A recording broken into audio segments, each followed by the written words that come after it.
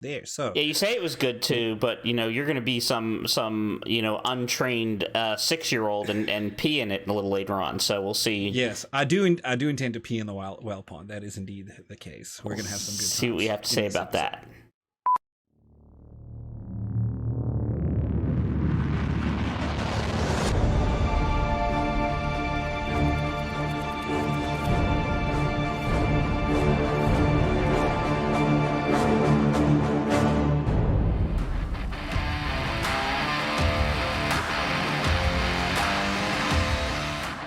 Welcome to Disparate Worlds, where an irresistible force meets an immovable object. I'm Mox, and this is Sechari, and we are comparing and contrasting the worlds of Pantheon, Rise of the Fallen, and Ashes of Creation.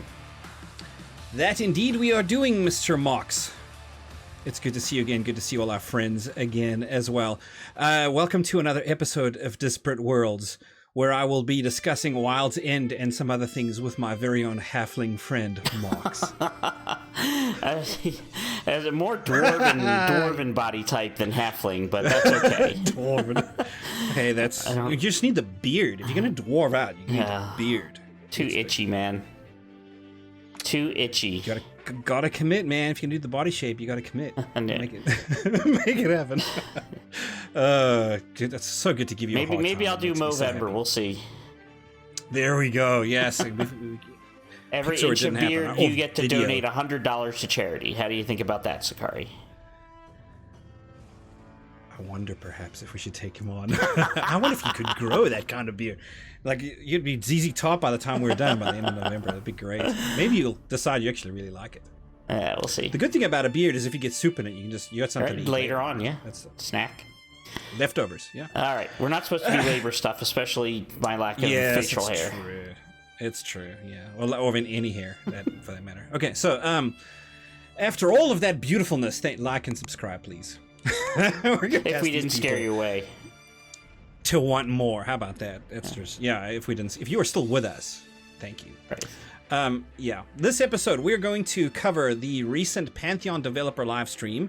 They really covered three things in that. One was the NDA'd weekend playtest, which they blew the lid off of some of. Yeah, so I imagine now that it's in the open, like little parts, they like totally lifted the lid on, but most of it's still NDA'd. But yeah. But we can talk about those now because they did, right? They put it in there. So as long as you aren't adding more information, we're good. Yeah, I think so. We're gonna push it all we can. Sevil Manor. Make sure you get the pronunciation right. Even Minus made sure to get the pronunciation right. Yeah. So good for him. Yes, good on him. And it was funny because Adam, I noticed a couple times he like definitely blew it, messed up. But that's okay, Adam. We still love you. Yes, indeed.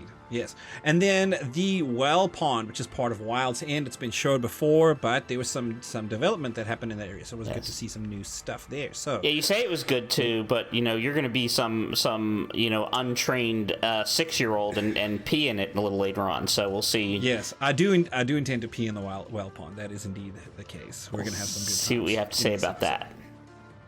Yes. All right, let's get started. So, weekend playtest. Last episode, I mentioned that I could only say that I participated and I had a good time. Fortunately, this time, they in the live stream, Adam and Minus talked a little bit about parts of it that I'm able to now obviously comment on as well. First of all, not having participated in previous pre-alpha sessions, it's difficult for me to say because apparently they divided people up across multiple servers and multiple zones, so they weren't able to support as many testers in one area. They hit 500 playtesters in one zone on one server, showing the fruits of the labor that they call vinyl. Yes. So, good on them. Apparently this new infrastructure also was allowed them to deploy some quick patch deployments, which I can tell you is true. They would tell us, hey, we're bringing the servers down in a couple minutes. It'll be down for, and I think 20 minutes was the most it was that they were down for. Wow. When that happened. For sure. So they were able to turn around these hot fixes really quick. We were able to log back in. They mentioned the day-night cycles, and I can tell you, man, the nights are fantastic, and they are darker than brutal. any any game I played, not just MMO, any other game I've ever played before. So yes, what Minus said in that previous video, don't throw your torch, is so true. I played enchanters, so there are light spells that casters get. So once that happens, then yes, you can in theory. So it's lighting is important, and they did mention it need to be tuned, and I think they're right. Okay, that's good. Yeah. So do you do any climbing? Oh, they mentioned climbers. They did. How'd that go for you? Towards the end, we decided, the group that I was playing with decided we just wanted to kind of like we had done some climbing, but we decided to go climb and see like how far we could get, and it was neat. Like we actually climbed and found some NPCs that we wouldn't have if we didn't go vertical, so it was really neat. And strategizing to climb was also, they mentioned that you have to go and look, see, do I have a ledge? How far does my endurance allow me to get there? Can I get there? Do I have a ledge to rest on? Because if you're just hanging there, your endurance is ticking down. You have to like actually have your feet on the ground in order to rest. So we didn't know that previously. The ledges they mentioned are very important. So and yes, you can fall to your death. You take some damage. Okay. So we've given a lot of heat to a certain nameless other individual about falling to his death. Did you? Is the question. In fact, are you now at the very end as bad as Ronick? At the very end of my portion, like when I kind of said, all right, I'm done, I actually fell, and I'm like, I do not want to make the corpse run back. So yes, I did fall and die, and such is life. It's going to happen. I wouldn't say I died. I can't say not knowing exactly how often he dies. But nobody said, oh, there's Mox the dying. Like there wasn't a title made in the pre-alpha. So Mox the corpse runner. Right. Yeah. Well, there was that too. You build your reputation. Exactly. They also mentioned that there was some user-generated content, which came in the form of, at the end, and I didn't participate in this. I did see like kind of the aftermath of it, where the players got together and like, oh, well, we want to take on something that is greater than group content, and they did that, and then the GMs got involved as well. So it was a lot of fun for the people that did it from what I heard. Cool. So very cool. Yeah. I love that they went into it a little more, because we can now as well. Just kind of touch on some things. Not that there'll be much more to report after. Well, we'll see. They're going to report it in the next producer's letter. We're going to get some like kind of their high level debrief, I would imagine, of kind of what they maybe the direction they want to go, things that they're addressing. But they're doing what probably the same thing that the Ashes guys did after the alpha that you participated in. They're going over all of our we submitted like things on the forums, and there was a survey we had to fill out afterwards, or that we were sent we should fill out. Hopefully everybody did, asking specific questions, probably of the points they were trying to check off. How do we feel about it and such. So we should hear something, I would think, later this month. The producer's letter usually comes out in the last week of the month, so look for that. Okay. Indeed, yeah, more coming on that for sure. That will be great. So let us take a quick touch on Sevil Manor. I always make sure that I get that right. Right. So, okay.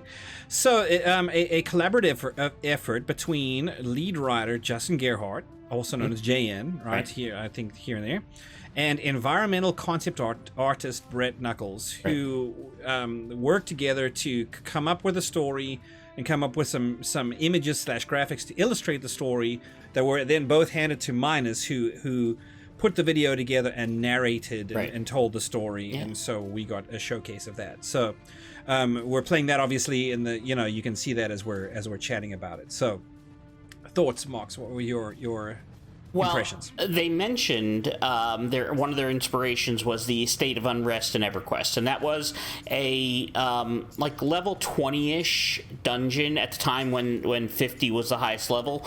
So it was a low-level dungeon, and it was a lot of fun. It was scary and dark, and it ticked all those kind of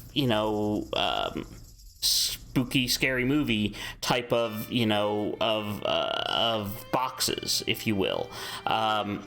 Torture devices, things like that. So I appreciate that. I do like that they mentioned environmental storytelling. So you'll walk in, maybe you see a picture on a wall that of a family. Now, what's that story saying? Like, is one of the faces scratched off, like you saw in Harry Potter, where they scratched off the people from their family tree? Like, did that happen?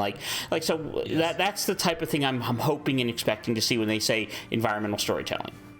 Yes. I love it when, in that case, if it prompts you to ask questions or you want to know more, you want to engage the story more in order to answer those questions. Right. That's beautiful. That's what you're wanting from your environments in that case, for sure. So. Absolutely. So tell me, you have some issues with this, though, or at least some questions. Not really. Some questions. Not really. Just kind of casual observations. Okay.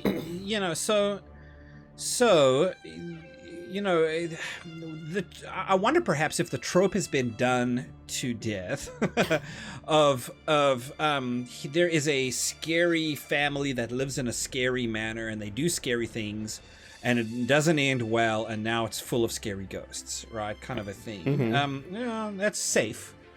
Right, it's safe kind of content. The story supports that very well. I wonder perhaps I guess I'm wondering about if there's going to be any kind of original angle to that, right? I'm hoping that environmental storytelling leads me to more than, oh, they did evil things, they got in trouble, they got tried for treason or whatever it was happened in the story, right. and now ghosts moved in, right? Why would ghosts move in? What was the nature of that, right? I'm looking for details there that are going to flesh that story out. I hope it isn't. What was given to us, what described the situation and everything, and the narrative was there. I would love some depth, right? Some of that darkness. Why is it that ghosts are there now? So, right, and I'm sure you're not expecting them to give you the entire story because that's part of playing the game, right? Yes, fair enough. Okay, yeah, and then the other thing is, just because something is a trope does not make it bad. It's the execution of the trope that makes it. Sure. Is it a hero story? Will there be a fall from grace and then a redemption, like things like that? The hero story is as old as storytelling itself. So how do they do it is more the question,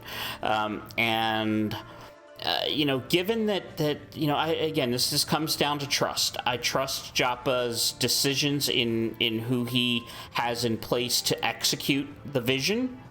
So I trust them to get it done, and that may or may not be properly placed trust. Time will tell that. But for now, I'm okay with them revealing the stuff that they can reveal. With the team they have, we'll get more into this with Wild's End. They only have so much resources and a finite amount of time to this point to have done stuff. Right. No, it's true for sure. I'm going to throw this out there now because we're going to be kind of touching on this as we discuss, this and both Wild's End. But in my estimation, it has been a tough PR couple of weeks for Pantheon. Things that if you follow our Twitter feed, you will see the conversation going on, right?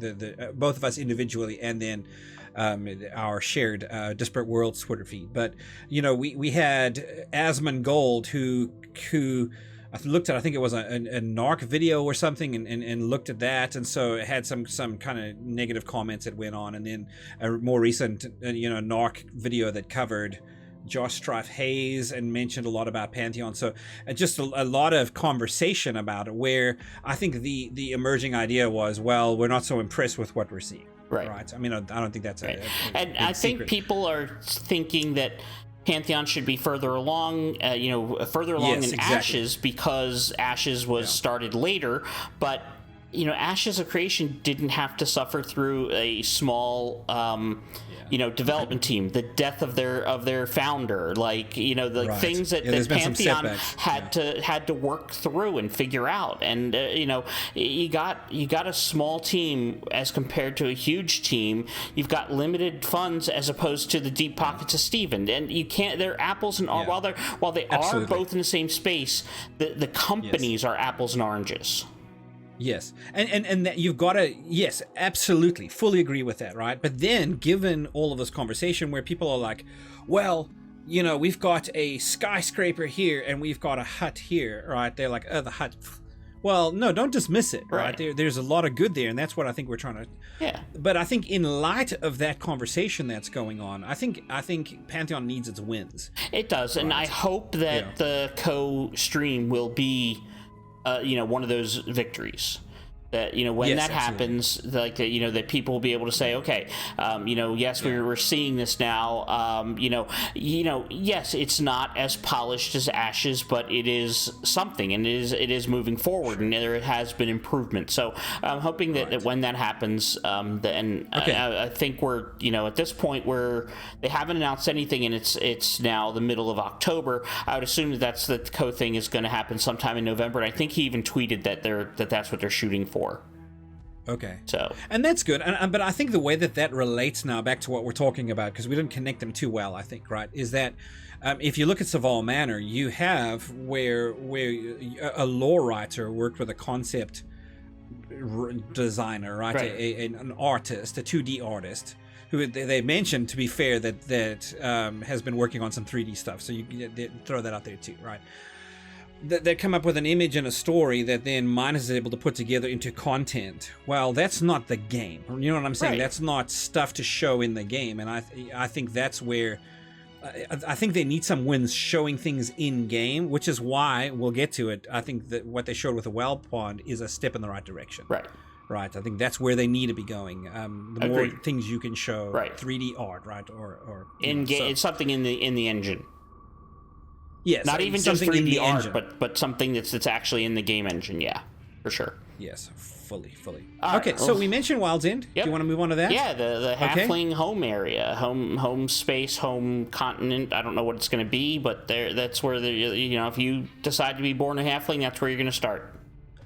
Yes, and now the Wellpond they mentioned is in the general starter area. I think you leave town and it's within the walking distance, perhaps. I would think, yeah, because they did say it's one of the first things you're going to encounter leaving the very starting area. Right. Okay, now a link to the wiki down below, so that we'll and among other things, we will make sure to reference that. So find the link. Yeah, and we first saw the Wellpond several months ago. Joppa talked about it in live stream. We saw concept art, and we saw the depths that it was going to go to, at least on paper. And I think this is one of those small wins that you were talking about, where we've gone from the concept art we saw several months ago. Now we've seen progress to an actual rendered in-game area. Yes, absolutely. So no, I fully agree. Yeah, the further you can get, where you're saying, hey, here's what we did. Now here's where we've come. That's a step in the right direction, because I think that's what the community is needing to see. Right? There's a question floating around in the general MMO community, not necessarily in the fan community, right? Of Pantheon, but is this vaporware? Will this project actually show fruit, right? And I think showing the fruit is, hey, here's a concept that we're dealing with, and the next live stream, 6 live streams later, you're actually showing the 3D elements, right? And then 6 live streams later, now you're showing it with the flora and the fauna and with the fish swimming in the water, right? If they see that progression, those are the wins you need, I think, absolutely. So... Yeah. So the emphasis on verticality, I do like the fact that not only do you do you get to explore the climbing that I got to do in the pre-alpha, that there will be some mechanic for getting into that water and swimming. You and I both experienced swimming in New World which was like slash dying. He like walked underwater. Like it was like, okay, this is great. Right. So I assume that there's going to be similar to how there's a mechanic for climbing, and there are items that will help you with climbing, and you'll be able to increase your endurance. That endurance will tie into swimming as well, and there'll be items or spells that assist you in facilitating hope that. So. I know that you were disappointed that they didn't say anything. But yeah. I don't think it was. I honestly, this is my thoughts. It wasn't the focus of the video. The video was to show off the asset, and you know, they were on task there, and you wanted them to. Yeah. They did what they set out to do. I'll give you that for sure. Just to bring our audience into this discussion, we had an extensive debate before we even started this episode. I watched that live stream, and my question was, wow, this is really deep. How are they expecting me to survive if it's that deep and if it's that dark? And what will combat be like underwater? I expect I'm going to swim, right? Do I chew? So the question then was, how do I do that? Is it air pockets down there where I go and if I can just get to the air pocket, then I can rest for a second and breathe and then go back out? Mm-hmm. Or do I chew gillyweed like in Harry Potter, and then I can go swimming and then I just have gills, right? Or is there a spell that cast on me? Those were the questions I was prompted to ask looking at that, which is probably pretty good, right? That's that environmental storytelling, prompting me to want to explore and figure that out. Now, did they leave that detail out on purpose in order to tempt me to want to know more? Because it worked, right?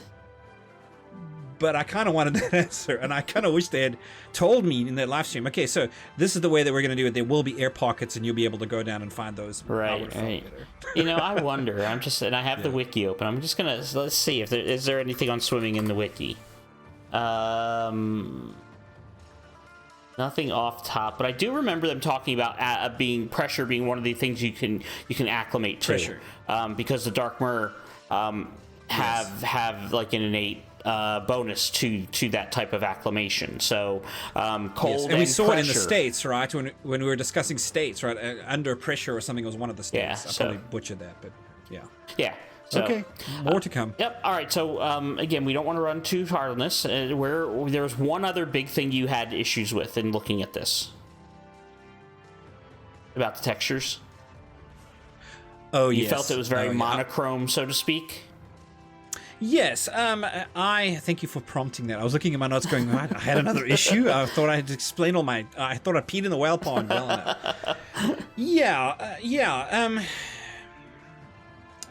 I've got to be fair to them, right? Yes, if 3 weeks ago it was concept art, and now it's very basic. 3 months, but yeah. 3 months, right? Or whatever, just for the sake of picking X amount of time, right? Now it is... And now it is a 3D modeled environment, but these textures are still very rudimentary.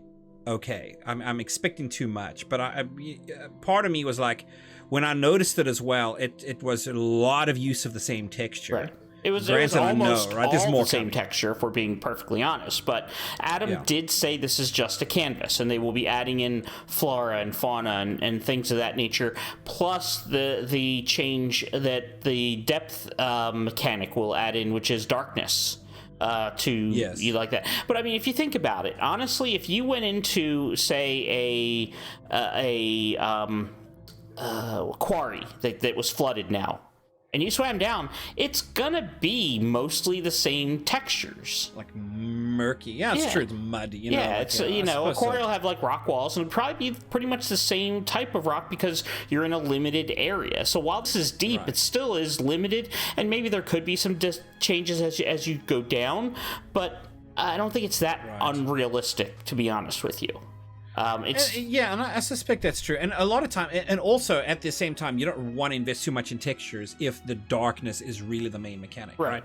What occurs to me is Subnautica, the game Subnautica that I played, which is all an ocean alien world, right? And you manage to swim around, and it's a survival thing, so it's all right? But I recall in that game going deep when you don't have the visibility of water surround you, and then you lose the light as you go down. It is terrifying. Yeah.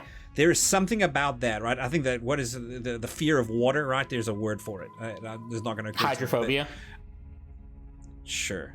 Probably. I think hydrophobia is actually technically waterproofness. Hydrophobic. But anyway, I want to say thalassophobia, but maybe I'm wrong. Hydrophobia, extreme or irrational fear of water. Okay. Especially as a symptom of rabies in humans? What? Clearly weird. Okay, whatever. Clearly, yeah. So there you go. But so, yeah, okay. And I agree with you, but remember, that's an ocean as opposed to a pond. Right. So, there's that. This is not a pond. I agree. Oh, no, I was right about thalassophobia, the fear of ocean or fear of deep water. So, okay. It's a combination of both. Awesome. Interesting. Yeah. So, it's the well pond. It's just deep pond. Like, it's still not like an ocean or a lake. It's not massively... I don't know. Did you see that to scale with that halfling in the picture? We're gonna have to look up the definition of pond versus lake now. Like, it looked like a lake to me. Okay. I'm just, so. But even so, it's not an ocean. We will debate it later. We know it's not an ocean. It's not an ocean. Yeah. So yeah, I mean, good stuff. I mean, like we said, we are seeing progress. It's just, I think the progress is different than what we get from the bigger team of Ashes, and people tend to compare the two games, and that's where the Pantheon's is at a disadvantage. Yeah. Where that is concerned, and yes, Ashes is further along. At least if you believe Steven. We'll see. We'll see what game. I mean, I assume Ashes is going to release first. At this point, seeing where both games are, like, that's kind of disappointing, but that it is what it is. So yeah, so I mean, we'll have more on this as things come out, right? We will, there's going to be plenty more there. I don't doubt that they will show the fish and the flora and the fauna and all that stuff, when they get there. Right. And hopefully at that point, my question about air pockets will be answered. Exactly. See, the other thing is, I don't think we were not covering Ashes when Ashes was at the point where Pantheon is. So it's really odd. Like, they're both developing. The one that's been developing longer is further behind the one that's developing, more recently. So, but as both development companies have said, there's room for both games, so you don't have to have one fail for the other to succeed. Yes, I agree. So that is certainly true. All right, check us out on our socials at facebook.com/disparateworlds, on Twitter at disparateworlds, and our website disparateworlds.org. And also, we're on Patreon at patreon.com/disparateworlds. In addition, on our website and in the description is a link to our Discord. Please join us there. Yes, indeed. See, we can be nice. We can have conversations where we are at odds, but don't want to kill each other, specifically. I do want to actually draw some attention to that Patreon, please. We would love to, for those of you who are interested and are able to look into it, please do. We would invite you to look at that. I think it would be very helpful. That said, that is it for us this episode. Thank you all for watching. Do the comment thing for sure. We would love to hear your thoughts on this. A lot of discussion in this conversation that we'd love to hear you weigh in on. And we look at those comments copiously. Yeah, I'm always there. Yes, indeed. So hit the subscription thing, the notification bell. We'd love to hear from you and all of those things. Follow our content. And that way you will not miss upcoming episodes. That is it for us this episode. Take care of yourselves. Remember always to be immovable in your principles and irresistible in your passion.